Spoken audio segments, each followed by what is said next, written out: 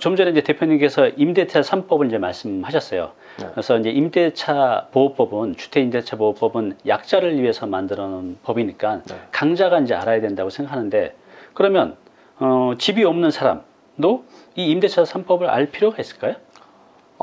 제가 말씀드리고 싶은 것은 임대차 3법은 집이 있는 사람이건 한 채만 있는 사람이건 여러 채가 있는 사람이건 다 잘 알고 있어야 됩니다. 그래요. 왜 그러냐면 그렇죠. 경우에 따라서 내가 언제든지 그 상황이 될 수 있잖아요. 나도 그러니까 집이 없는 사람도 당장 집을 매입해서 1주택자가 될 수 있고, 그러네요. 그리고 1주택자도 개인 사정에 따라서 이 집을 전세를 주고 자기가 뭐 다른 지역으로 가야 될 수도 있습니다. 그렇게 되면 그냥 내가 의도하지는 않았지만 어쨌든 투자 형식이 또 되기 때문에 네. 임대 관리를 해야 되겠죠. 그래. 그렇기 때문에 내가 언제 어떤 상황에 의해서 이 법에 의해서 불이익을 당할 수 있고 아니면 혜택을 또 볼 수도 있기 때문에 네. 일단 뭐 모든 사람은 다 그러네. 임대차 3법에 대해서 제대로 알고 있어야 된다고 생각을 하는데, 일단 단편적인 예를 들자면은 일단은 투자 목적으로 어쨌든 그 집에 세입자가 들어와 있다는 것은 집주인 입장에서는 일단 투자 목적이겠죠. 네, 그렇죠. 그렇다면 기본적인 이 법의 틀을 정확하게 알고 있어야 네. 적절한 시기에 뭐 전세금을 올려받든지 아니면 그렇게 해서 일단 투자 자금을 좀 회수를 해야 아무래도 부담이 줄어들겠죠. 그쵸. 아무래도 뭐 돈 이만큼 쌓아놓고 투자하는 사람 거의 없지 않습니까? 네. 대부분 사람들이 대출이나 아니면 다른 이런 지렛대를 활용을 하는데, 이 지렛대를 활용을 해서 내가 많은 이익을 올리는 대신에 네. 그에 맞게 성실하게 또 대출금을 원활하게 갚아줘야 이제 모든 것이 또 원활하게 돌아가니까, 이걸 위해서는 언제 어느 시점에 어느 정도의 투자 금액이 회수될 수 있다라는 이런 플랜이 또 머릿속에 있어야 네. 또 원활한 투자도 가능할 겁니다. 네. 그리고 세입자 입장에서는 특히 수도권 같은 경우에는 거의 이제 뭐 3기 신도시나 주변 뭐 신규 택지개발지구에 이제 최종적으로 거기를 내 집이 있을 지역으로 나는 생각한다라고 생각을 해서 장기적으로 이제 전세를 살 필요가 있겠죠. 그렇죠. 그렇다면 이분들 입장에서는 가급적이면 중간에 전세금을 올려주지 않고 장기적으로 거주할 수 있어야 될 겁니다. 그쵸. 그렇다면 이 법의 기본적인 틀을 알고 그리고 어느 부분은 협상이 가능한 규정이 있는지, 네. 그리고 이 부분은 절대 손을 댈 수 없는 부분이 있는지, 이걸 정확하게 알 수 있어야 집주인하고도 네. 이게 뭐 또 신뢰를 해서 상대방의 또 심기를 건드려서 절대 좋을 게 없지 않습니까? 네. 그러니까 제대로 알고 있어야 내가 요구할 수 있는 것은 요구할 수 있고 그 상대방도 나를 배려해 줄 수 있기 때문에 결국은 뭐 내가 어느 상황이든지 난 집이 없으니까 뭐 이거 상관없다, 나는 다주택자니까 상관없다, 나는 그리고 1주택자에 내가 내 집에 살고 있는데 무슨 상관이냐라고 하실 게 아니라, 그러네요. 어떤 상황에 따라서 어떻게 바뀔지 모르기 때문에 일단 맞아요. 모두 알고 계셔야 된다고 저는 그렇게 생각합니다. 그러네요. 예. 진짜 내 상이 어느 순간 역전이 될 수도 있고, 그럼요. 또 그렇게 됐을 때 미리 알고 대처를 해야지 그때 가서 대처하면 굉장히 맞습니다. 불이익을 보는 경우가 많거든요. 그래서 내가 집이 있든 없든 한 채든 두 채든 세 채든 이 임대차 보호법 바뀐 것은 여러분이 충분히 숙지를 하고 이해를 하셔야 불이익을 이제 보지 않습니다. 특히 이제 요즘에 이 임대차 3법이 바뀌게 되면서 많은 분들이 이제 이거에 대한 이제 질문이 많은 있는데, 뭐 이제 시간상 다는 아니지만 가장 많이 나온 질문 그거에 대해서 어떤 질문인지, 또 그건 어떻게 또 해법을 가져가야 될지 말씀 좀 해주세요. 일단 이제 임대차 3법 기존에 이제 2년마다 갱신을 하던 게 4년마다 갱신을 하게끔 만들어 놓으니까 여러 가지 이제 뭐 혼란이 오는 건데, 임차인도 혼란이 오고 임대인도 혼란이 오고 난리가 뭐 제가 뭐 상담을 받을 때도 그렇고 실제로 공식적으로 나와 있는 분들도 그렇고, 이게 4라는 숫자에 대해서 굉장히 혼동을 많이 합니다. 네. 그러니까 어떤 분은 무조건 4년 동안 살 수 있는 거 아니냐, 네. 이런 생각을 하시는 분들이 굉장히 많은데, 일단 앞에서도 제가 말씀드렸다시피 세입자 입장에서는 자기가 목표로 하는 자기 집에 입주하기 위해서는 결국은 장기간 큰 돈 들이지 않고 오래 사는 것이 중요하죠. 그렇죠. 네. 그렇기 때문에 지금 문제가 생기는 게, 기존에 이제 그 법이 바뀌기 전에는 뭐 집주인 입장에서는 이 집에 기존에 뭐 계약갱신 한 두세 번 해가지고 벌써 한 6년 살지 않았냐, 네. 그러면 4년 이상 살았으니까 당신은 나가야 되는 거 아니냐라는 생각을 하는 사람이 있는 반면에, 네.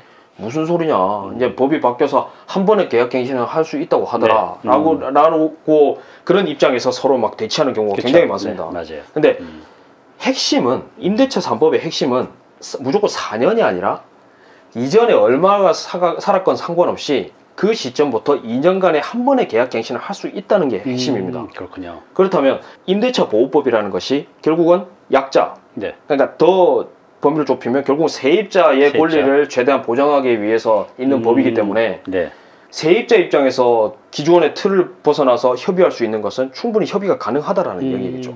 그러네요. 임대차 보호법 어디에도 뭐 임차인에게 불리한 내용은 뭐 그 협의할 수 없다라는 내용은 있어도 임대인에게 불리한 내용은 협의할 수 없다라는 내용은 절대 없습니다. 그러게. 그래서 만약에 지금 주변 3기 신도시나 택지개발지구를 보고 아예 이제 나는 그 뭐 사전 청약에 당첨이 된 분도 뭐 당첨 안 된 분도 상관없습니다. 어쨌든 실제 입주하기 전까지는 어쨌든 무주택 상태를 계속 유지해야 되기 때문에 단 한 번이라도 내 집을 가지면은 그 무효가 되기 때문에 네. 장기간 한 10년 가까이 지금 전세를 살 수 있어야 되겠죠. 네. 그렇다면 이제 뭐 처음에 문제가 그거였는데 이제 해법을 제시를 한다면 처음 최초 계약을 맺을 때 이 최초 계약이 얼마가 되든 상관없다라고 제가 말씀을 드렸지 않습니까? 그러면 집주인한테 현재 이 집의 전세 시세가 한 2억인데 내가 한 2억 한 3천이나 5천을 드릴 테니 이 최초 계약 기간을 4년이나 6년으로 맺자라고 제안을 하면서 대신에 이 집과 관련된 모든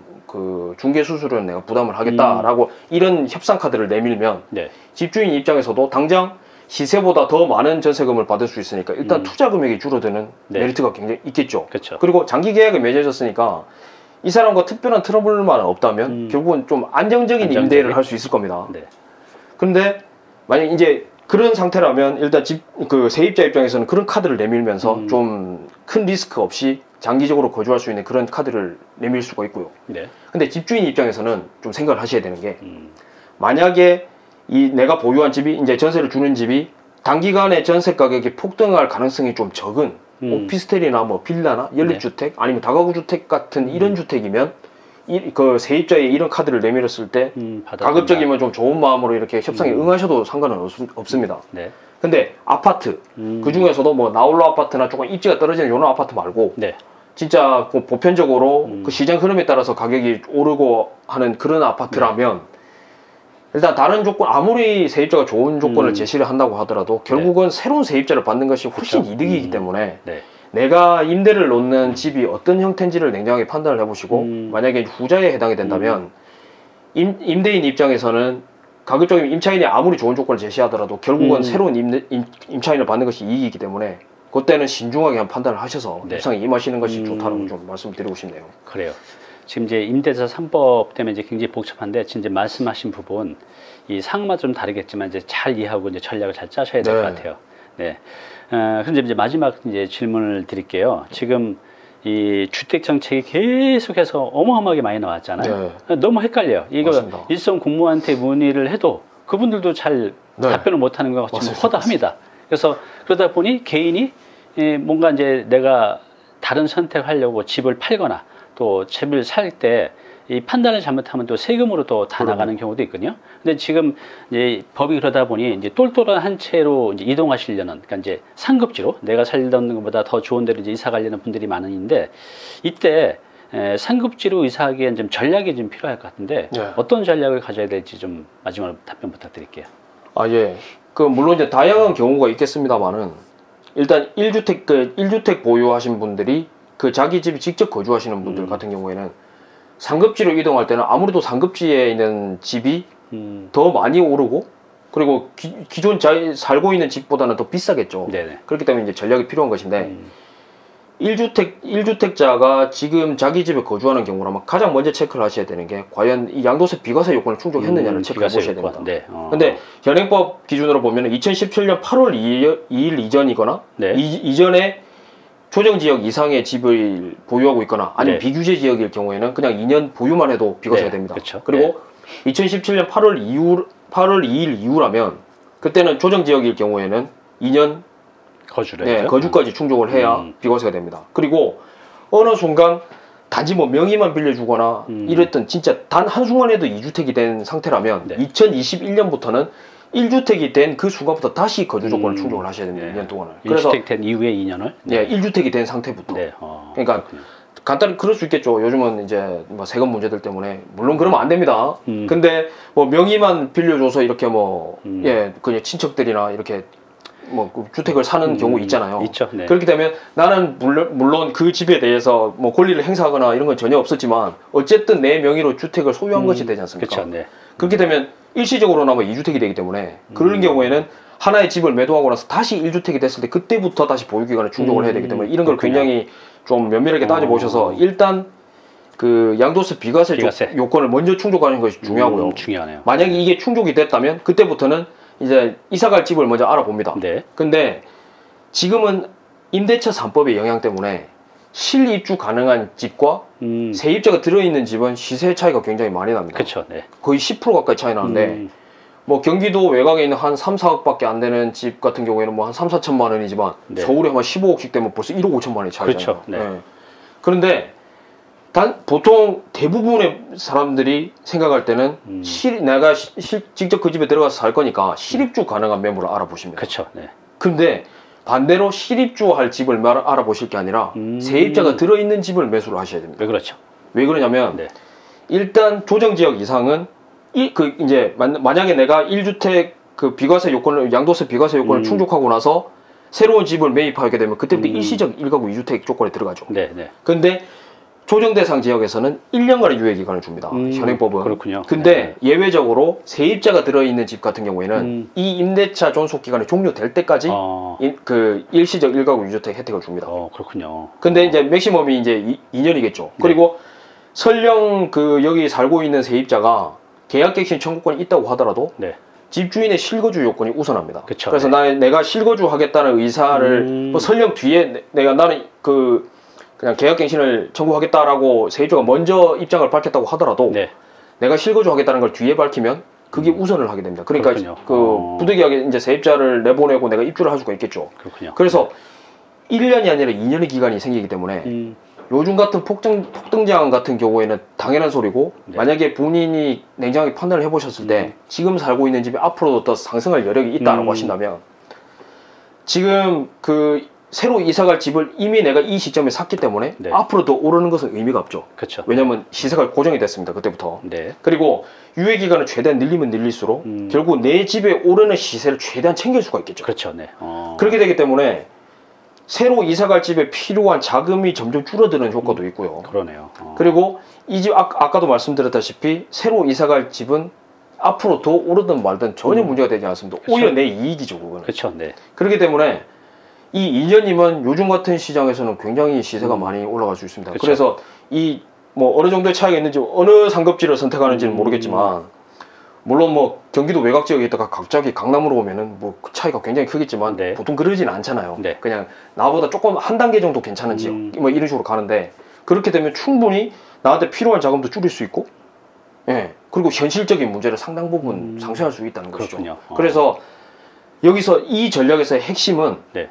실입주 가능한 매물을 보는 게 아니라 의도적으로 그 세입자가 들어있는 집을 먼저 보셔야 된다. 정말 중요한 팁이네요. 네, 맞습니다. 그렇게 하나의 틈새 시장인 것이죠. 그렇군요. 네. 그러면 이제 비과세 요건이 이제 먼저 확인하고 예. 그다음에 세입자가 있는 주택을 오히려 네. 왜냐하면 좀 더 싸게 살 수 있으니까. 네, 일단 싸게 살 수 있고 네. 예. 또 그 기다리는 동안 또 오르고 기존에 내가 살던 집의 시세 상승분을 네. 최대한 챙길 수 있고 또 내가 어찌 보면 남는 돈으로 또 그 짧은 시간 또 다른 재테크를 네, 할 수도 있고 경우에 뭐 여러 따라서는 가지가 그럴 수도 있네요. 있겠죠. 네, 그래요. 그래서 이 상급지로 이동할 때 이런 이제 전략을 가지고 하면 되겠네요. 네, 네, 오늘 이제 박희용 대표님 모시고 정말 알짜배기 팁들을 많이 알아봤는데요. 더 많이 듣고 싶죠. 아쉽죠. 근데 이제 시간적인 한계로 여기서 다 못하고 저희 잉클에서 우리 박희용 대표님이 오늘 말씀하신 내용 말고도 좀 더 자세한 어떤 정말 실무적인 팁들을 이제 말씀해 주실 거니까요. 궁금하신 분들은 우리 잉클에서 꼭 한번 보시기 바랍니다. 오늘 이렇게 나와주셔서 감사드립니다. 네, 감사합니다.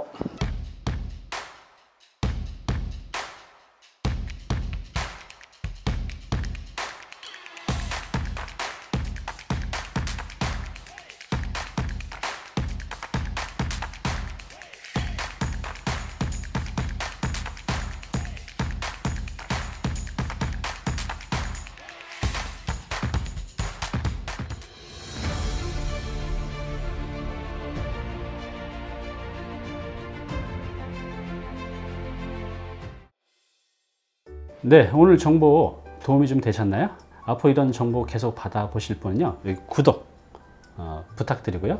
그 다음에 오른쪽은 제가 추천하는 영상입니다. 꼭 한번 보시기 바랍니다.